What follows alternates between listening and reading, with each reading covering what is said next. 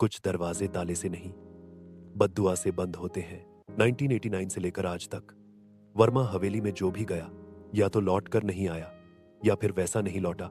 एक तहखाना, एक तिजोरी और एक राज जो कभी खुलना नहीं चाहिए था। विवेक, एक जुनूनी क्राइम रिपोर्टर, रात में अकेला ऑफिस में बैठा है।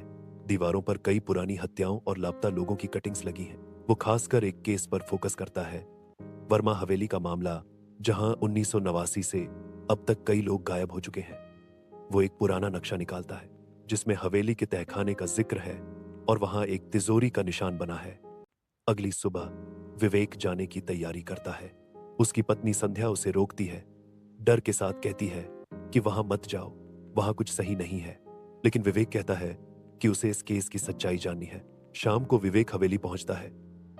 पुरानी, टूटी हवेली में अजीब सन्नाटा है। अंदर दीवार पर खून से लिखा होता है, तिजोरी मत खोलना।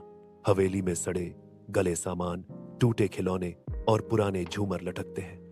विवेक एक टूटी हुई जमीन से तहखाने का रास्ता ढूंढ लेता है। तहखाने में उसे एक भारी लोहे की तिजोरी मिलती है। पास ही जमीन में कुछ दबा हुआ होता है, एक चाबी। वो चाबी तिजोरी में डालता है। तिजोरी धीरे से खुलती है।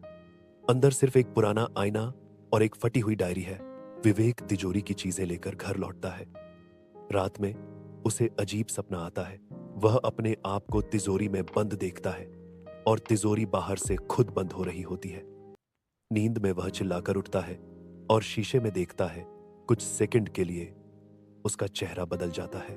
अगली सुबह संध्या नोटिस करती है कि विवेक अजीब व्यवहार कर रहा है। उसकी आवाज में बेरुखी है, आंखों में अजीब सफेदी सी चमकती है। वह कहता है, मैंने सब देख लिया है, अब सब बदल जाएगा। विवेक अकेले ऑफिस जाता है और केस से जुड़ी सारी फाइलें जला देता है। कंप्यूटर में सेव रिकॉर्ड भी डिलीट करता है। पीछे शीशे में उसकी परछाई अलग तरह से हिलती है, लेकिन जब पलटकर देखता है तो वहां कुछ नहीं होता। एक बुजुर्ग इंस्पेक्टर दत्तात्रेय वर्मा हवेली पर पहुंचते हैं। वो कई साल पहले इस केस पर थे और जानते हैं कि कुछ अलौकिक चीज इस हवेली में है। दीवार पर वही पुराना खून का मैसेज फिर से दिखता है, तिजोरी मत खोलना।